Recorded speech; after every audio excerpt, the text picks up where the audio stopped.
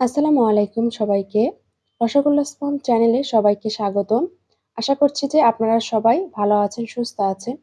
আজকে আমি খিরসা পায়েসের রেসিপি আপনাদের মাঝে শেয়ার করব। তো খিরসা পায়েস শীতের সময় তো অনেক ভালো লাগে। তো আজকে আমি সেই রেসিপিটাই আপনাদের সাথে শেয়ার করব।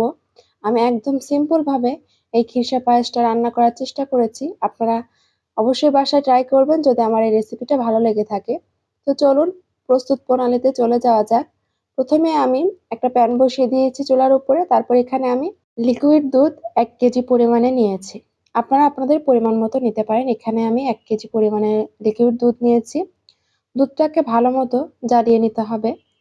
আর দুধটা যত বেশি জ্বালিয়ে নেবেন, খিরসা পায়েস রেসিপিটা কিন্তু ততই বেশি মজাদার হবে। তো দেখতে পাচ্ছেন যে আমার দুধটা কিন্তু কিছুক্ষণ বলক উঠে গেছে। অনেকক্ষণ জ্বালিয়ে নিয়েছি। জ্বালিয়ে নেওয়ার পর বলক উঠে গেছে। তো এখন আমি এর মধ্যে কিছু উপকরণ এড করে দিব। যেটা দিলে আসলে এই পায়েসের ঘ্রাণটা অন্যরকম আসে। খুব ভালো লাগে। তো এখানে আমি ২ টা তেজপাতা এবং ৪ টা এলাচ দিয়ে দিয়েছি। আর এই ২ টা উপকরণ দিলে পায়েস খেতে অনেক ভালো লাগে। তো উপকরণগুলো দেওয়ার পর এখানে আমি একটা চামচের সাহায্যে ভালো করে দুধের সাথে মিশিয়ে নিব। মিশিয়ে নেওয়ার পর কিছুক্ষণ আবারও রেখে দিব একটু বলক উঠে নেওয়ার জন্য।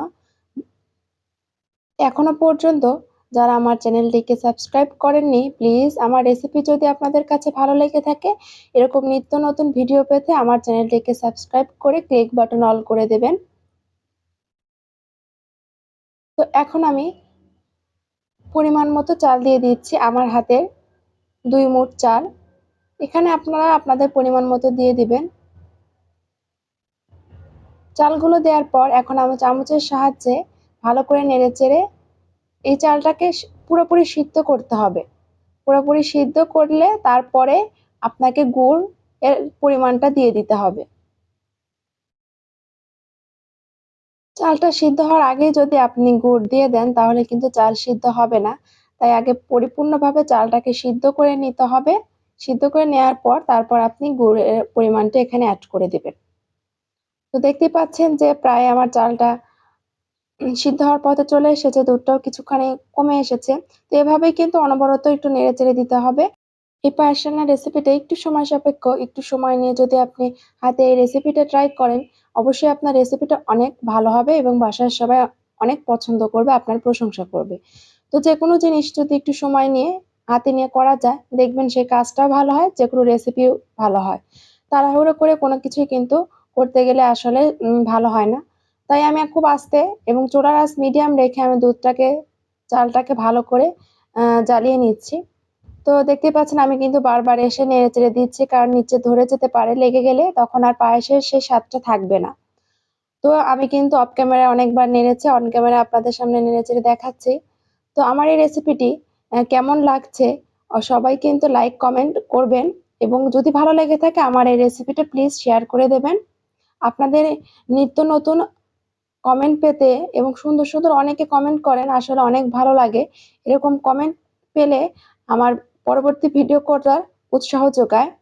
তো পায়েসের স্বাদটা দ্বিগুণ করার জন্য আমি এখানে আরেকটা জিনিস এড করে দিলাম, সেটা হচ্ছে লবণ। যেকোনো মিষ্টি জাতীয় জিনিসের মধ্যে যদি আপনি ১ চিমটি বা ১ চামচের মতো লবণ দেন পরিমাণ মতো, তাহলে কিন্তু সেই মিষ্টি জাতীয় জিনিস বা স্বাদটা আরো দ্বিগুণ হয়ে যায়। দেখতেই পাচ্ছেন যে আমার চালটা পুরোপুরি সিদ্ধ হয়ে গেছে এবং দুধটা অনেকটা ঘন হয়ে এসেছে। এ পর্যায়ে আমি গুড়টাকে এড করে দিব।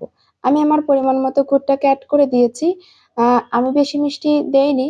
আর মিষ্টি বেশি আপনাদের ভাইয়াও পছন্দ করে না, আমারও ভালো লাগে না। বেশি মিষ্টি হলে আসলে খাওয়া যায় না যেকোনো জিনিস। আর গুড়ের পরিমাণ যেহেতু খাঁটি গুড়, তাই অল্প পরিমাণ দিলে এর টেস্টটা পাওয়া যাবে। তো গুড়টাকে পরিমাণ মতো দেওয়ার পর আমি চামচের সাহায্যে ভালোভাবে চালের সাথে এই গুড়টাকে মিক্স করে নিব। দেখতে পাচ্ছেন কালারটা কিন্তু চেঞ্জ হয়ে এসেছে। আর গুড়ের পায়েসটা খেতে যেমন দারুণ লাগে, দেখতেও কিন্তু অনেকটা সুন্দর হয়। তো আপনাদের কাছে এই গুড়ের পায়েসটা কেমন লাগে অবশ্যই কিন্তু কমেন্টে জানাতে ভুলবেন না।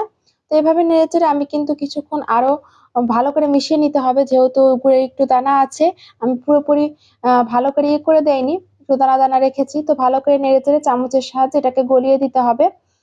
তো কিছুক্ষণের জন্য আমি এটা চুলার উপর রেখে দিয়েছি।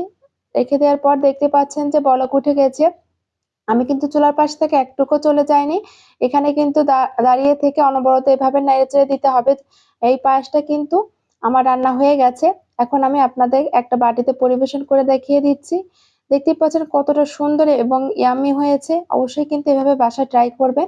এখন আমি ডেকোরেশনের জন্য ভালো করে একটু সাজিয়ে দিচ্ছি। তো ১ম এ আমি কিশমিশ দিয়ে দিলাম পরিমাণ মতো। তারপরে এখানে আমি উম ২ রকমের বাদাম এড করেছি। সেই বাদামটাকে ভালো মতো আমি উপর দিয়ে সেট করে দিচ্ছি।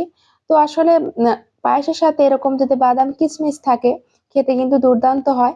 আর যেকোনো জিনিস আমরা পরিবেশন করে যদি আপনাদের সামনে তুলে ধরি আমারও বেশ ভালো লাগে, আপনাদের কাছেও দেখতে সুন্দর লাগে।